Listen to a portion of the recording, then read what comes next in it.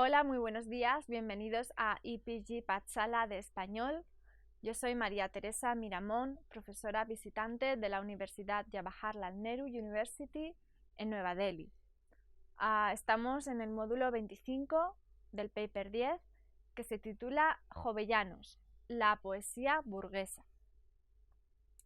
Todas las polémicas de la época de las luces se encarnan en la personalidad de este escritor. Jovellanos fue un gran orador, satírico, moralista, historiador de artes y político.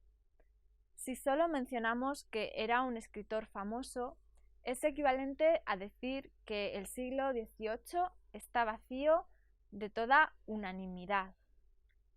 La personalidad de este autor nos interesa porque en ella vemos el choque de ideas, problemas, tendencias literarias e ideológicas y de propósitos que constituyen la problemática del siglo ilustrado.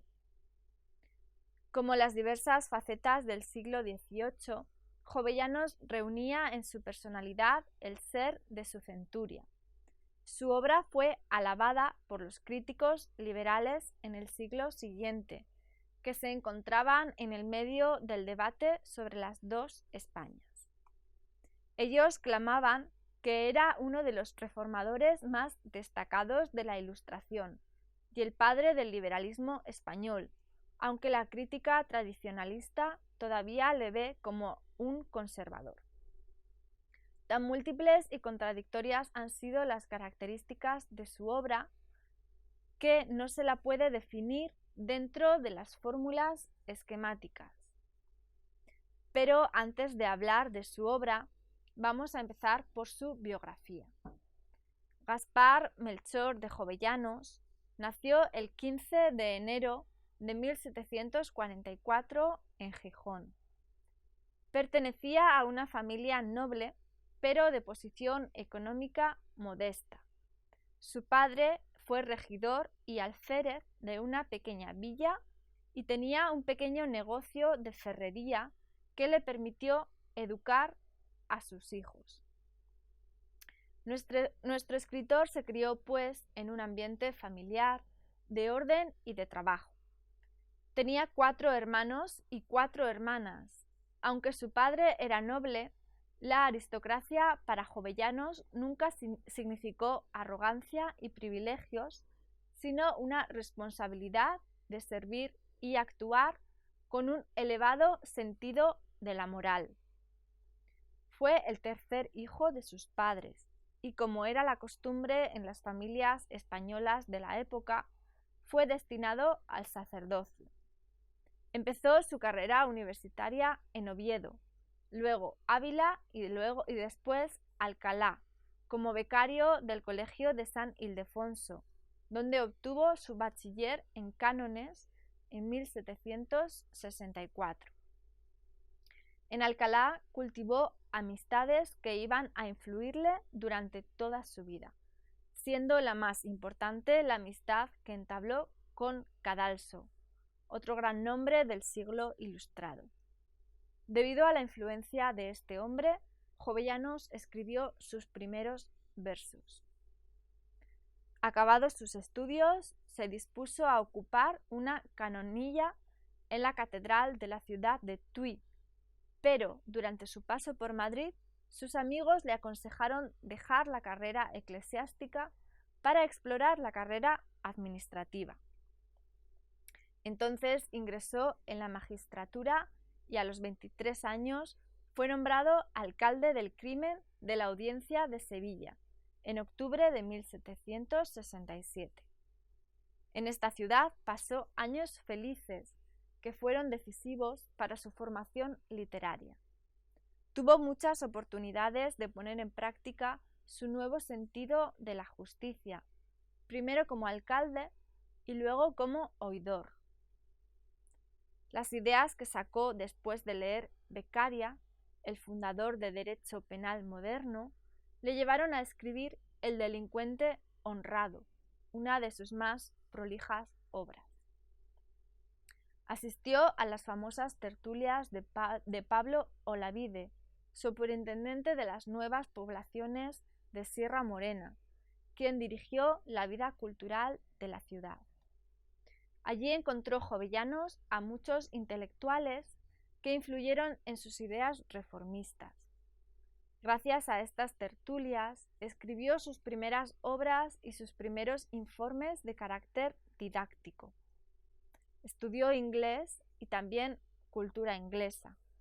Tradujo El paraíso perdido de Milton y estudió a muchos clasicistas de las letras españolas, especialmente a los didácticos. En 1778, Jovellanos fue nombrado alcalde de Casa y Corte en Madrid.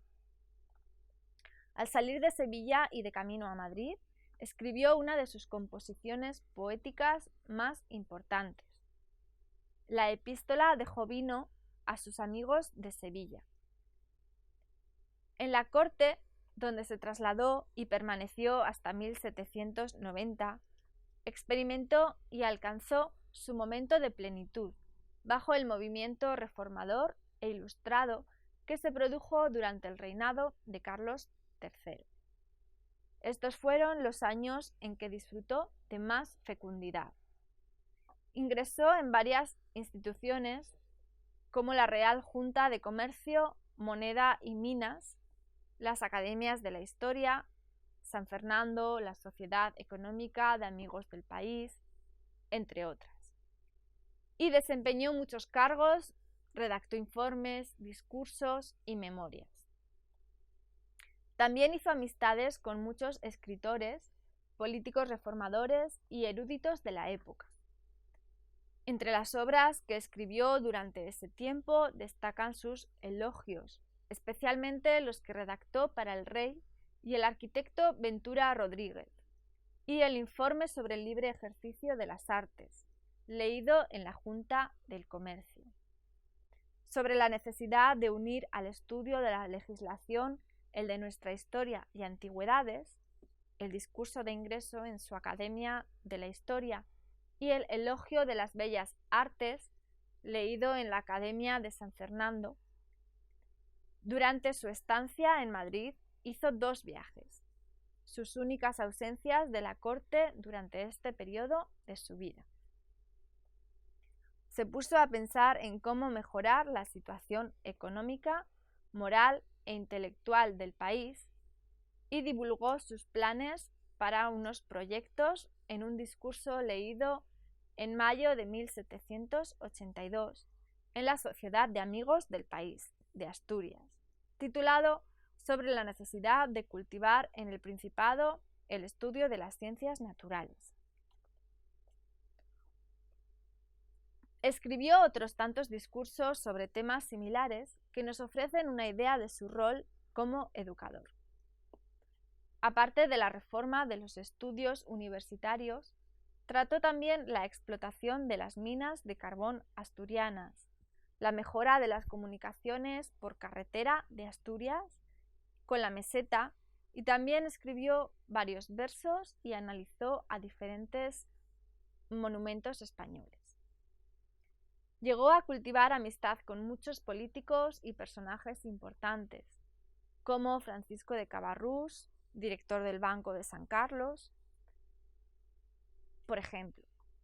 Su amigo fue encarcelado en 1790, este Francisco de Cabarrús, y Jovellanos hizo todo lo posible para ayudarle. Pero la política no favoreció esta acción y Jovellanos fue desterrado a Asturias, donde permaneció hasta 1797 y donde fundó su obra más querida, el Real Instituto Asturiano de Náutica y Mineralogía. Cuando salió de la prisión, el destino del país estaba en las manos de Godoy, el primer ministro, quien ofreció a Jovellanos el puesto de embajador español en Rusia. Entendiendo que era un truco para alejarlo más de la corte, bajo las órdenes de la reina María Luisa, la esposa de Carlos IV, rechazó la oferta. Godoy le ofreció después el Ministerio de Justicia y Gracia para que Jovellanos hiciera reformas universitarias. El escritor aceptó la oferta, pero fue víctima de un intento de envenenamiento que le debilitó la salud. Entonces volvió a Gijón para convalecer y trabajar para el instituto. Sin embargo, su posición económica modesta y la apariencia de una relación anónima hicieron que fuera hecho prisionero en 1801. Fue llevado a la cárcel de Mallorca, donde permaneció allí hasta el motín de Aranjuez en 1808, que puso fin al reinado de Fernando VIII. Mientras estuvo en prisión, escribió muchos tratados, discursos, versos. En las cartas que escribió a sus amigos se burla de sus censores y vigilantes. Una vez liberado, fue abordado por dos partidos de reformadores ilustrados.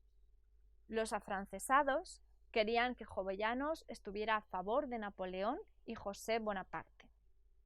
Los invasores, por su parte, Los ilustrados afrancesados querían que Jovellanos estuviera a favor de Napoleón y José Bonaparte. Los invasores, para reformar España. Por su parte, los otros buscaron su apoyo para el país. Jovellanos no estuvo ni a favor de los afrancesados y les negó su colaboración, pero aceptó el nombramiento para representar a Asturias en la Junta Suprema Central Gubernativa del Reino, constituida en 1808 en Aranjuez y constituida por los representantes de cada junta provincial para luchar contra Napoleón. La regencia fue restaurada en enero de 1811 y Jovellanos pidió permiso para retirarse a Asturias. Una tormenta le obligó a refugiarse en Muros, Galicia, durante unos meses, donde fue atacado junto con la Junta Central por los miembros representativos de la Junta de Galicia. Las mentiras que contra él se dijeron le impulsaron a escribir una defensa de la Junta Central en 1811. Liberada Gijón de las tropas francesas durante la Guerra de la Independencia, Jovellanos pudo volver a Asturias y el 7 de agosto volvió a su ciudad natal. Pero fue obligado a salir de repente en noviembre debido a otra invasión de los franceses. Salió por mar, pero una tempestad hizo que el bergantín en el que viajaba el escritor arribara al puerto de Vega, en Asturias. Allí murió Jovellanos en 1811 con 67 años. Vamos a pasar ahora a centrarnos en su obra.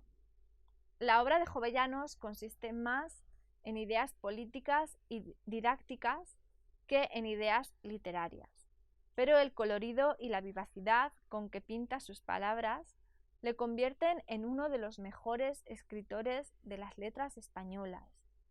En este apartado haremos mención a sus más importantes obras en prosa y luego trataremos su obra poética. La primera obra que analizaremos será Discurso de ingreso en la Academia de la Historia, titulado Sobre la necesidad de unir al estudio de la legislación el de nuestra historia y antigüedades. Fue presentado en 1780, después de ser elegido miembro de la Academia, poco después de su llegada a Madrid. Cuando escribió estas páginas, la idea historiográfica en toda Europa era muy diferente. Jovellanos decía que hasta entonces la historia había sido descrita por los gobiernos, pero que a partir de entonces debía reflejar el interés de los súbditos, es decir, de la burguesía, el estamento social que había adquirido relevancia para él. Era imperativo que la historia incluyera la agricultura, la industria, el comercio y la cultura. Sus ideas fueron asimiladas por los grandes historiadores ilustrados, como Voltaire, y se basaron sobre los estudios documentales. En cuanto a su obra Elogio de Carlos III, esta fue leída ante la Sociedad Económica de Madrid en 1788. El discurso es una directa alabanza al monarca mencionado y a su política de despotismo ilustrado, que produjo muchas reformas en España. Es breve la disertación y Jovellanos dibujó su argumento muy concisamente, empezando con la altura que había alcanzado la cultura española en el siglo XVI y su decadencia a finales del XVII, un acontecimiento que se habría evitado si las reglas ilustradas hubieran sido aplicadas. Seguimos con el informe sobre la ley agraria, el cual causó mucha pena debido a las difamaciones que sufrió por parte del Estado después de proponer sus ideas ante él. Este informe está considerado como su obra maestra, tanto por las doctrinas reformadoras como por la precisión y claridad de la prosa. Describe la historia de la condición de la agricultura del país, critica al Estado y propone reformas para la mejora de la vida de los campesinos. Continuamos con la memoria sobre los espectáculos. El título completo de la obra es Memoria para el arreglo de la policía de los espectáculos y diversiones públicas y sobre su origen en España. Vallejo encargó esta obra a la Academia de la Historia, que a su vez se la encargó a Jovellanos. En la parte histórica de la obra, Jovellanos describe el origen de los juegos y espectáculos de la Edad Media, y en la segunda parte menciona las prácticas populares del teatro nacional y cómo mejorarlo para servir de educación para el pueblo. El argumento corresponde con el ideal neoclasicista y reformista. En cuanto a las bellas artes, estas páginas dedicadas a las bellas artes forman parte capital de la obra de Jovellanos. Aparecieron bajo el título El elogio de las bellas artes y fue leído en la Academia de San Fernando en 1781. Trata sobre los géneros artísticos, especialmente la pintura, arquitectura y la historia del arte del español. Otro género que cultivó fue el epistolar. Escribió muchas cartas a sus amigos por las que tenemos una visión autobiográfica de él y de su ideología. Por último, en relación a la prosa, trataremos el diario. Desde nuestra perspectiva actual, es la obra más importante entre todas las de Jovellanos. La mayoría de relatos del diario trata de los viajes que hizo por las regiones españolas. Menciona sus visitas, la descripción de sitios, monumentos, etc. Fue publicado después de su muerte por su amigo y biógrafo Ceán Bermúdez, aunque inicialmente se le había confiscado junto con otros documentos cuando fue detenido y enviado a Mallorca. Pasamos ahora a analizar su obra poética, que es el apartado que más nos concierne. Queda claro que debido a su obra prosista de reformador y educador ilustrado, su obra poética se vio relegada a un segundo plano. Pero la expresividad y emotividad que vemos en los paisajes que describe, su encuentro con el mundo natural, hace que su poesía sea una de las mejores de la poesía burguesa de la época neoclasicista. Sus ideas sobre las reglas que según él deben rodear las composiciones poéticas están influidas por tendencias neoclasicistas. El concepto ilustrado es visible en el orden técnico de sus poemas. Hablaremos primero de dos aspectos de su poesía, el amor y la sátira. Son numerosos los poemas de amor que escribió Jovellanos, inspirados sobre su vida y detalles íntimos.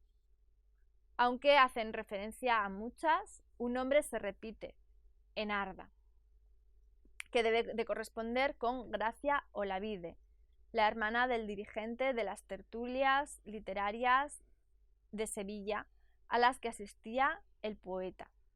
Tenemos pruebas de sus sentimientos amorosos hacia ella por sus cartas escritas a los amigos. El soneto Cuando de amor la flecha penetrante, habla de los amores entre Narda y el poeta. Afirma que fue el primer amor de ambos, pero ella se olvidó de sus amores durante la ausencia del poeta en la ciudad. Y aunque él mantenía la pasión, ella lo rechazó. Del mismo tono son la historia de Jovino, que fue compuesto para sus amigos durante sus viajes, y la primera versión de la epístola de Paular. El soneto, aunque existe un sentimiento muy sincero detrás de toda esta poética, no logran la misma fuerza de expresividad que otros poetas del barroco o del Renacimiento. Quizá él sea más expresivo en su poema La elegía a la ausencia de Marina, que destaca por el desarrollo magnífico del tema de la ausencia. Un tratado con abundancia de exclamaciones. Y dice así: corred sin tasa de los ojos míos, oh lágrimas amargas, corred libres de estos míseros ojos, que ya nunca, como en los días de contento y gloria, recrearán las gracias de Marina. Corred sin tasa y del cuitado Anselmo, regando el pecho dolorido y triste, corred hasta inundar la yerma tierra que antes Marina honraba con su planta. ¡Ay! ¿Dó te lleva tu maligna estrella, infeliz hermosura? ¿Dónde helado, conmigo ahora adverso y rigoroso, quiere esconder la luz de tu belleza? Su poema amoroso más famoso es la epístola de Paular, ya mencionado. La primera versión de este poema habla de la soledad del poeta en el monasterio, recordando las infidelidades de Enarda. La paz del monasterio le invita a buscar el olvido, pero su mente siempre vuelve a la imagen de esta mujer. Busca las respuestas en la soledad del bosque, y es cuando Jovellanos nos revela su lado más íntimo, ligado con la naturaleza. Es un punto de trascendencia que le permite comunicar sus sentimientos mediante sus versos. La segunda versión de la epístola del Paular no es tan romántica como la primera. En ella Jovellanos trata el erotismo, pero es aparente que no se siente muy cómodo con el tema. Su técnica nos recuerda a Horacio y a Fray Luis, cuando habla de la paz de la naturaleza, y el poeta amoroso se hace cada vez más filosófico, dejando la mención a la mujer. También tiene poemas satíricos, que son los que otorgan a Jovellanos su importancia como poeta, especialmente las dos sátiras a Arnesto. Son un alegato contra el desorden sexual de la alta sociedad. Jovellanos utiliza la figura de una mujer, Alcinda, y ella encarna todos los vicios que él quiere demostrar. El matrimonio, para estas mujeres, no vale nada. También alude al deseo de vivir rodeadas de lujo, como la causa para el desorden moral y la pérdida del país debido a la inversión en objetos fútiles. Veamos un ejemplo. Hubo un tiempo en que andaba la modestia, dorando los delitos. Hubo un tiempo en que el recato tímido cubría la fealdad del vicio, pero huyóse el pudor a vivir en las cabañas.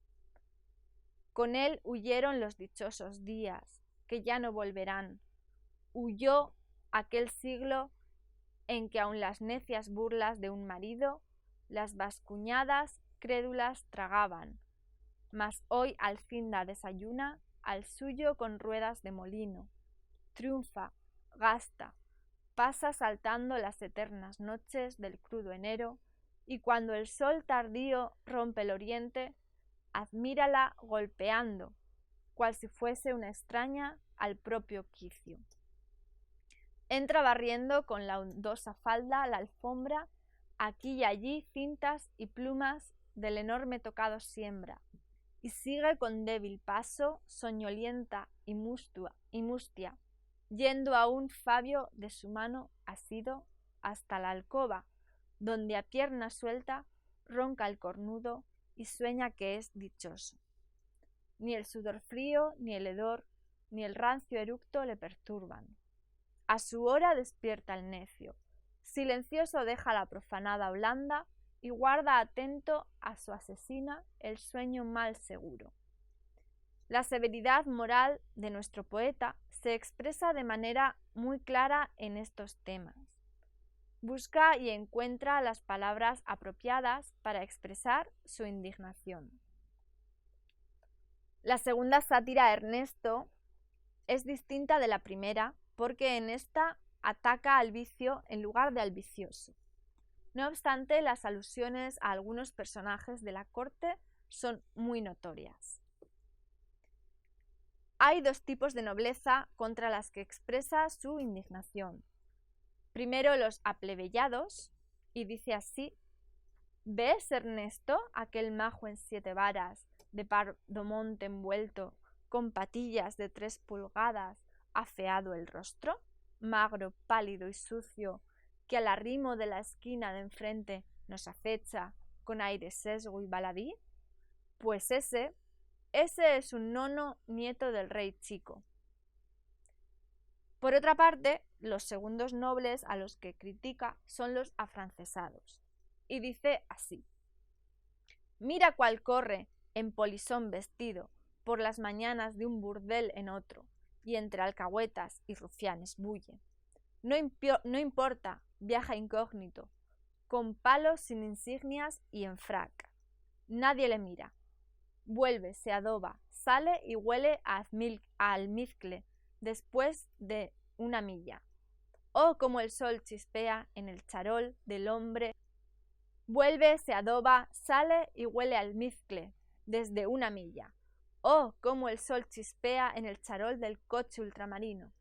Cuál brillan los tirantes carmesíes sobre la negra crin de los frisones. Visita, come en noble compañía, al prado, a la luneta, a la tertulia y al garito después. ¡Qué linda vida digna de un noble! ¿Quieres su compendio? Jovellanos escribió una tercera sátira contra los letrados, en tercetos, pero no es de la misma importancia que las dos mencionadas. También escribió poesía didáctica y filosófica que incluye un pequeño grupo de epístolas. En resumen, como afirman los críticos, tanto progresistas como tradicionalistas, Jovellanos es una de las figuras más relevantes de las letras españolas del siglo XVIII. Su obra abarca temas de reformas, educación, amor y nos da una visión clara de la producción literaria del siglo ilustrado. Muchas gracias por su atención. Esto es todo en el módulo sobre Jovellanos y la Ilustración.